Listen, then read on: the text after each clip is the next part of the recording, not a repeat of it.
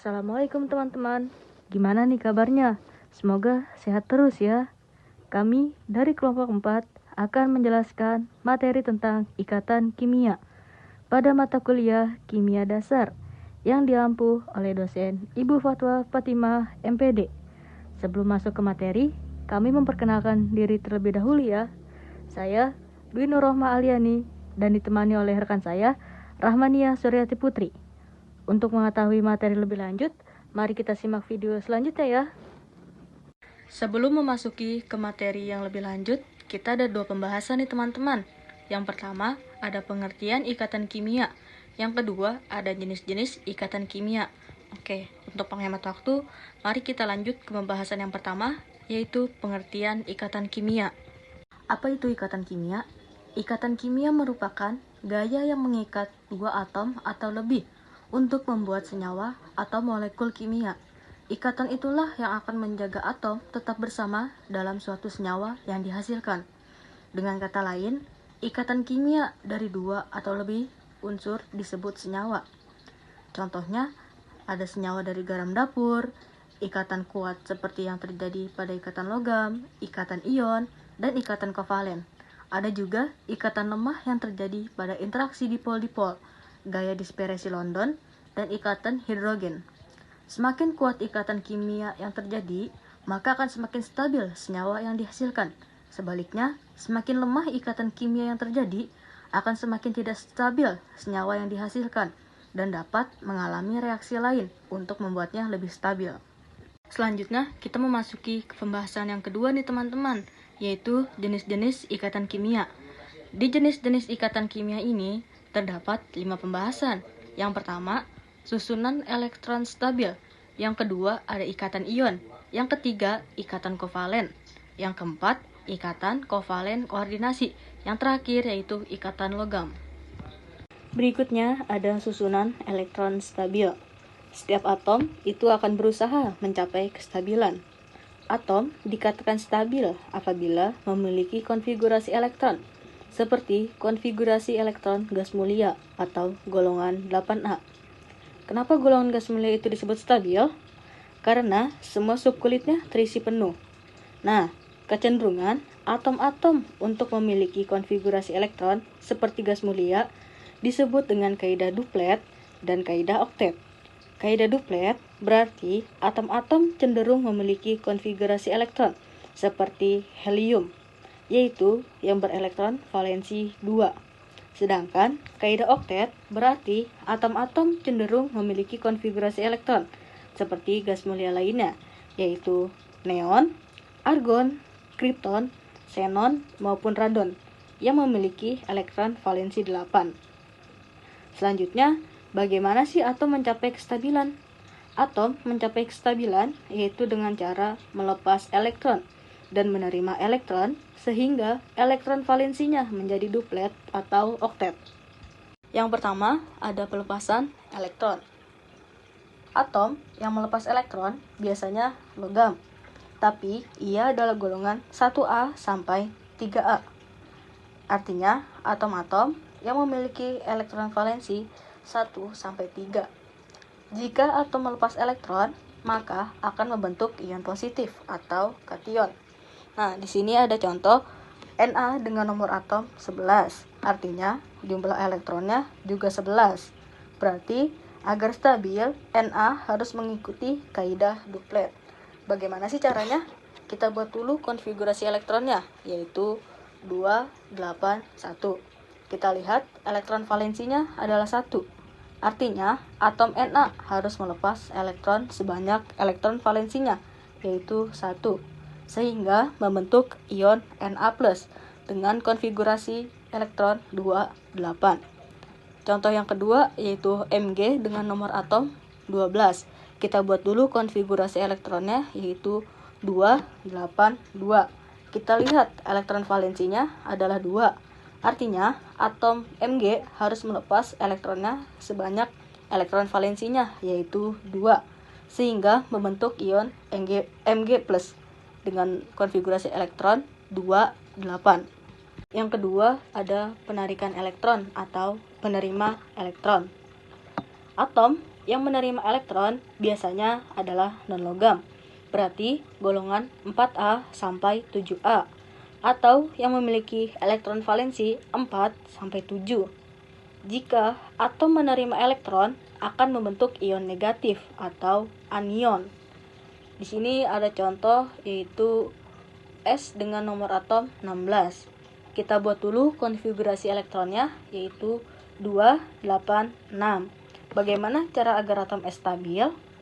Karena dia memiliki elektron valensinya 6, maka atom S harus menerima elektron sampai elektron valensinya menjadi oktet atau 8. Kita lihat di sini elektron valensinya sudah 6, berarti S butuh 2 elektron lagi agar menjadi 8. Berarti menerima 2 elektron ya. Atom S membentuk ion S2- yang konfigurasi elektronnya 288. Contoh yang kedua yaitu ada Cl dengan nomor atom 17. Caranya masih sama dengan contoh yang pertama, yaitu kita buat dulu konfigurasi elektronnya yaitu 287. Cara agar atom S stabil, karena dia memiliki elektron valensinya 7, maka atom Cl harus menerima elektron sampai elektron valensinya 8. Kita lihat di sini elektron valensinya sudah 7. Berarti Cl butuh 1 elektron lagi agar menjadi 8. Berarti menerima 1 elektron ya. Atom Cl membentuk Cl- yang konfigurasi elektronnya 288. Selanjutnya, ikatan ion. Ikatan ion adalah ikatan yang terjadi akibat adanya serah terima elektron, sehingga membentuk ion positif dan ion negatif, yang konfigurasi elektronnya sama dengan gas mulia. Ion positif dan ion negatif diikat oleh suatu gaya elektrostatik. Senyawa yang dihasilkan disebut senyawa ion. Salah satu contoh yang sering kita temui sehari-hari adalah garam dapur. Nah, garam dapur itu rumus kimianya adalah NaCl, natrium klorida. Dalam NaCl padat terdapat ikatan antara ion Na+ dan ion Cl-. Pada ikatan ionik terjadi transfer elektron dari satu atom ke atom lainnya.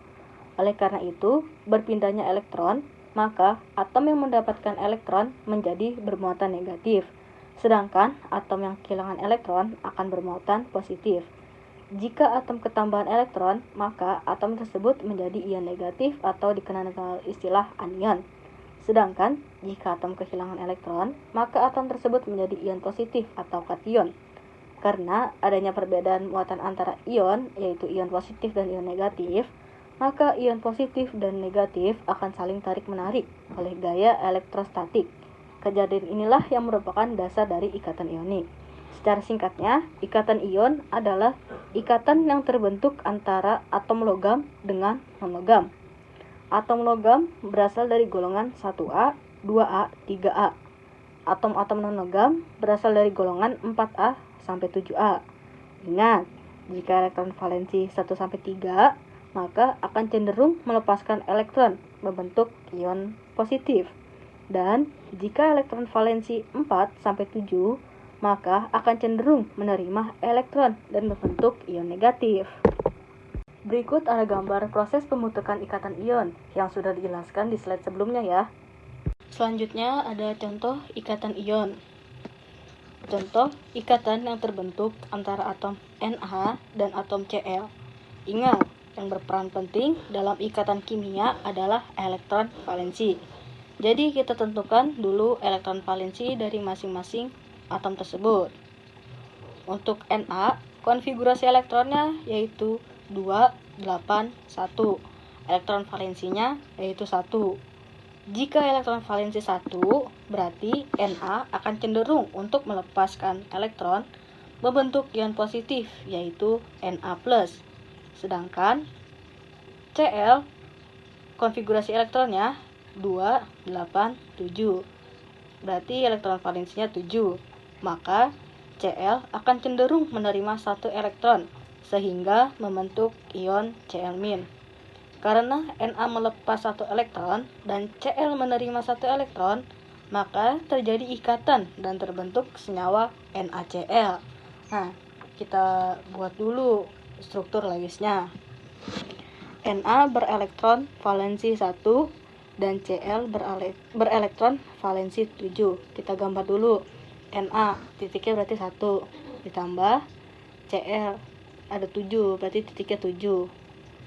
Kemudian Na melepaskan satu elektronnya dan membentuk ion Na+. Dan Cl menerima satu elektron dari Na berbentuk ion Cl-. Nah, sini Na udah nggak ada nih titiknya. Terus Cl kan ditambah 1 dari Na. Jadi Cl mempunyai 8. Jadi dia Cl-. Sehingga terjadi ikatan ion dan terbentuk senyawa NaCl. Kemudian ada ikatan kovalen. Ikatan kovalen terjadi agar atom-atom dapat memperoleh susunan elektron yang stabil, yaitu yang berelektron valensi 2 atau duplet atau berelektron valensi 8 atau oktet. Ikatan yang terbentuk antara sesama atom non-logam. Jadi non-logam ditambah non-logam. Atom-atom non-logam agar menjadi stabil, mereka akan cenderung menerima atau menangkap elektron, sehingga membentuk ion negatif.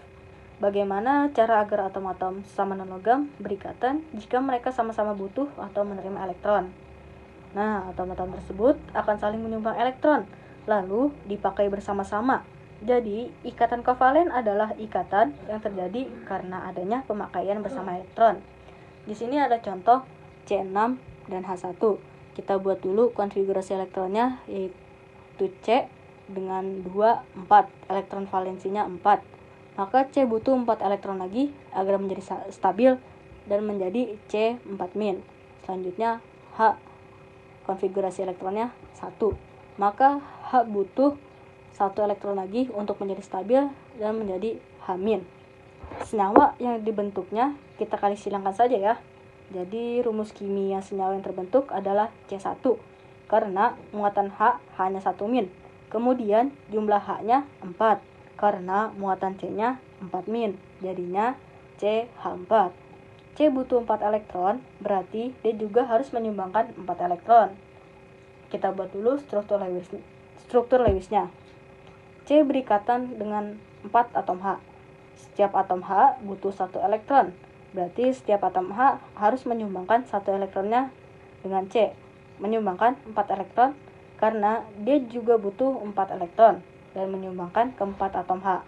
Sedangkan H masing-masing menyumbangkan 1 elektron karena H butuh 1 elektron. Sehingga H stabil karena duplet. Nah, gini gambar struktur Lewisnya teman-teman. Nah, selanjutnya ikatan kovalen terbagi menjadi 3 ikatan. Yang pertama ada ikatan kovalen tunggal. Ikatan kovalen tunggal adalah ikatan yang terbentuk dari penggunaan bersama dari sepasang elektron. Nah, di mana setiap atom yang berikatan akan memberikan 1 elektron untuk digunakan bersama-sama. Contohnya, ikatan kovalen tunggal ada pada molekul H2O. Contohnya seperti ada gambar di bawah ini. Yang kedua ada ikatan kovalen rangkap 2. Ikatan kovalen rangkap 2 adalah ikatan yang terbentuk dari penggunaan bersama 2 pasang elektron. Nah, setiap atom memasangkan 2 elektron untuk digunakan bersama-sama. Contohnya adalah O2 dan CO2, seperti gambar di bawah ini. Ketiga, ada ikatan kovalen rangkap 3. Ikatan kovalen rangkap 3 merupakan ikatan yang terjadi antara 2 atom yang melibatkan 6 elektron ikatan dalam satu ikatan kovalen. Contohnya adalah molekul N2 dan asetilena. Bisa dilihat gambar di bawah ini. Selanjutnya ada ikatan kovalen koordinasi. Ikatan kovalen koordinasi ini merupakan ikatan kovalen di mana pasangan elektron yang dipakai bersama hanya disumbangkan oleh satu atom saja, sedangkan atom yang satu lagi tidak menyumbangkan elektron. Nah, yang perlu diingat adalah ikatan kovalen koordinasi ini hanya terjadi jika salah satu atom mempunyai pasangan elektron bebas. Contohnya, ion amonium atau NH4+ terbentuk dari amonia atau NH3 dan ion hidrogen atau H+ melalui ikatan kovalen koordinasi. Nah, seperti di gambar ini, untuk memahami pembentukan ikatan kovalen pada ion amonium, kita jabarkan terlebih dahulu ikatan yang terbentuk pada senyawa NH3. Ini ada nitrogen dengan nomor atom 7, konfigurasi elektronnya adalah 25, sehingga elektron valensinya adalah 5, dan lambang Lewisnya adalah N titik-titik ini. Nah, yang N titik-titik itu adalah lambang Lewisnya. Nah, kemudian untuk hidrogen dengan nomor atom 1, ciri-ciri dari ikatan kovalen adalah pasangan elektron bebas dari salah satu atom yang dipakai secara bersama-sama seperti pada contoh senyawa HNO3. Untuk mencapai kestabilan, satu Nah, atom seperti pada nitrogen gambar, senyawa berikatan dengan 3 HNO3 atom memiliki satu ikatan hidrogen kovalen melalui koordinasi ikatan dan tunggal dua ikatan seperti kovalen. gambar 2 ini ya. Nah, selanjutnya jika ikatan kovalen ini dinyatakan dengan garis, sedangkan ikatan kovalen koordinasi ini dinyatakan dengan tanda panah. Melepas satu elektron, dan setelah melepas satu elektron itu hidrogen tersebut tidak lagi memiliki elektron valensi, sehingga untuk memenuhi aturan duplet hidrogen membutuhkan 2 elektron tambahan. Nah, hal ini dapat tercapai apabila ion H+ berikatan dengan N3 sehingga terbentuk ion NH4+. Nah, ikatan yang pasangan elektron ikatannya hanya berasal dari atom hidrogen ini yang disebut dengan ikatan kovalen koordinasi. Berikutnya, hidrogen yang NH4+ ini menjadi duplet karena memiliki 2 elektron valensi. Kemudian, ciri-ciri dari ikatan kovalen adalah pasangan elektron bebas dari salah satu atom yang dipakai secara bersama-sama seperti pada contoh senyawa HNO3. Nah, seperti pada gambar, senyawa HNO3 memiliki satu ikatan kovalen koordinasi dan 2 ikatan kovalen. Nah, selanjutnya jika ikatan kovalen ini dinyatakan dengan garis, sedangkan ikatan kovalen koordinasi ini dinyatakan dengan tanda panah. Selanjutnya ada ikatan logam. Ikatan logam adalah jenis ikatan kimia yang terjadi ketika adanya gaya tarik-menarik antara ion-ion yang bermuatan positif dengan elektron valensi yang terdelokalisasi atau bergerak bebas. Ikatan logam ini dijelaskan dalam salah satu teori, yakni teori awan elektron atau lautan elektron yang ditemukan oleh Rudd dan Lorentz. Menurut teori ini, setiap atom logam yang melepaskan elektron valensinya akan membentuk awan elektron atau lautan elektron yang mengelilingi ion positif pada atom yang tidak berubah tempatnya. Elektron valensi yang dilepas tidak terikat oleh ion-ion logam sehingga dapat bergerak bebas atau terdelokalisasi pada semua ion logam. Teori ini juga menyatakan bahwa logam terdiri dari kumpulan ion logam bermuatan positif yang berada dalam lautan elektron yang mudah bergerak bebas. Oleh karena itu, ikatan logam terjadi antara ion-ion yang bermuatan positif dengan elektron valensi yang terdelokalisasi. Adapun ciri-ciri dari ikatan logam adalah 1. Terbentuk antara atom logam. 2. Dalam ikatan logam, elektron valensi bebas bergerak di seluruh struktur logam sehingga membentuk lautan elektron. 3. Kekuatan ikatan logam ditentukan oleh banyaknya jumlah elektron yang terdapat di dalam ikatan logam. 4. Memiliki struktur yang berbeda dengan ikatan ion maupun ikatan kovalen. 5. Hasil dari ikatan logam sering digunakan dalam bidang teknik, industri, dan perhiasan. 6. Ikatan logam dapat menjelaskan berbagai sifat logam. Berikut adalah sifat-sifat ikatan logam. Yang pertama ada konduktivitas listrik. Sifat ikatan logam yang pertama adalah dapat memberikan konduktivitas listrik. Sifat ini membuat logam dapat menghantarkan listrik dengan baik. Sifat ikatan logam ini berasal dari lautan elektron valensi yang bergerak bebas dan bermuatan negatif di dalam logam. Itulah mengapa logam umumnya merupakan penghantar arus listrik yang baik. Yang kedua ada konduktivitas termal. Nah, selain penghantar listrik yang baik, logam juga dikenal sebagai penghantar panas yang baik.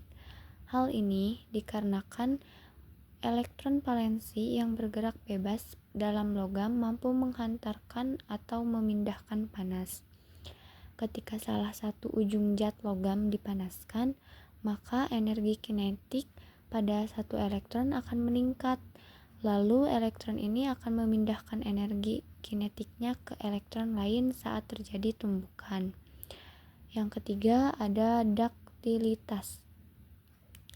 Logam bersifat daktilitas yaitu dapat menahan ketegangan sehingga meskipun logam ditarik menjadi kabel tipis atau dipukul dengan palu tidak akan putus atau retak. Hal ini dikarenakan ikatan lokal antar logam cepat putus tapi juga cepat terbentuk kembali. Yang keempat bersifat lunak. Lunak dalam hal ini bukan berarti logam bertekstur lembut atau lembek. Bersifat lunak ini artinya logam seringkali ditempa tetapi tidak hancur dan hanya mengalami perubahan bentuk saja. Hal ini dikarenakan adanya elektron yang mengelilingi atom-atom logam sehingga atom tersebut terlindungi tapi tetap bisa bergerak bebas. Oleh karena itu, ketika logam diberi suatu tekanan, atom-atom logam cenderung berpindah dan elektron akan mengikutinya. Alhasil, logam akan mengalami perubahan bentuk, misalnya menjadi bengkok terlebih dahulu sebelum akhirnya patah. Yang kelima berkilau. Logam cenderung mengkilap atau berkilau karena hal ini disebabkan oleh elektron yang menyelimuti logam cenderung akan memantulkan cahaya sehingga logam akan terlihat berkilau. Yang keenam memiliki titik didih dan titik leleh yang tinggi. Gaya tarik-menarik antar atom logam yang cukup kuat merupakan hasil dari ikatan logam yang kuat. Nah, untuk mengatasi gaya tarik-menarik yang kuat ini, maka dibutuhkan banyak energi. Inilah alasan mengapa sebagian logam cenderung memiliki titik leleh dan titik didih yang tinggi. Kemudian ada proses terbentuknya ikatan logam. Adanya elektron valensi yang terdelokalisasi adalah penyebab terbentuknya ikatan logam. Elektron valensi yang bergerak bebas ini menyebabkan terjadinya proses saling berbagi dan menggunakan elektron valensi secara bersamaan di antara atom-atom dalam logam. Nah, berikut ini ada contoh dari ikatan logam. Ini ada natrium yang memiliki nomor atom atau jumlah elektronnya 11. Jika diuraikan, konfigurasi elektronnya K-nya 2, L-nya 8, M-nya 1. Nah, atom M1 ini sangat mudah melepaskan elektron terluasnya atau elektron yang isinya membentuk Na+. Digambarkan seperti di gambar ini, Na+-nya di sini letaknya berdekatan. Lalu elektron Na itu satu elektron, letaknya tidak jauh dengan Na+ ini. Digambarkan titik di atasnya ya. Nah, ternyata elektron itu muatannya kan negatif, bisa melakukan gaya tarik-menarik dengan ion Na di sebelahnya. Jadi, yang digambarkan itu ion Na-nya saling tarik-menarik. Karena antara muatan positif dan negatif akan terjadi gaya tarik-menarik terus-menerus. Kemudian, Elektron itu sifatnya tidak diam tetapi bergerak. Dia bergerak terus secara bebas.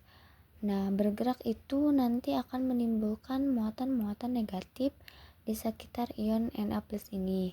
Elektron yang bergerak ini dan menimbulkan muatan negatif di sekitar ion positif, inilah yang disebut dengan ikatan logam atau yang disebut dengan lautan elektron. Selanjutnya ada kesimpulan. Nah, suatu atom dapat mencapai kestabilan konfigurasi elektron gas mulia dengan cara melepaskan elektron, menangkap elektron, dan berbagi elektron. Ikatan ion terjadi antara atom logam dan non-logam. Ikatan kovalen terjadi antara atom non-logam dan non-logam. Ikatan logam terjadi antara atom logam dan logam. Jika golongan 1A dan 2A akan mengalami pelepasan elektron dan membentuk ion positif. Dan jika golongan 4A dan 7A akan mengalami penarikan elektron dan membentuk ion negatif. Sekian dari saya kembalikan ke moderator. Sekian penjelasan dari kelompok kami. Semoga dapat dipahami ya teman-teman. Mohon maaf bila ada kesalahan. Wassalamualaikum warahmatullahi wabarakatuh.